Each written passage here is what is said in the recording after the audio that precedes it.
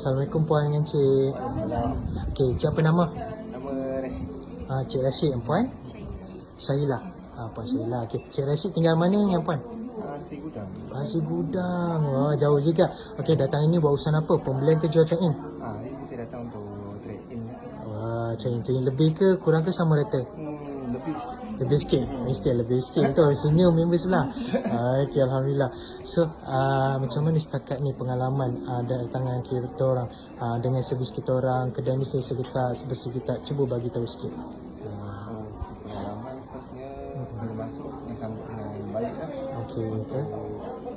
Apa tu shopping.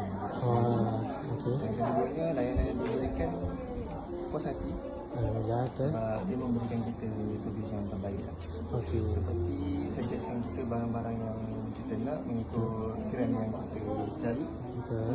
dan membantu kita Betul, betul. untuk memakai jenis emas yang sesuai. Betul, betul, betul. Dengan kedai selesa Betul, betul. wangi. Alhamdulillah. Sediakan air juga untuk Lantas tunggu. overall the best. Yes. So macam mana tahu boleh kena asal-usul kedai emas ni? Macam mana boleh tahu? Cuba beritahu. Ada daripada orang bagi tahu ke TikTok ke Facebook ke? Cuba beritahu. TikTok. TikTok. Wah, terracun juga ni. Alhamdulillah. So next time nak datang lagi tak? InsyaAllah. InsyaAllah.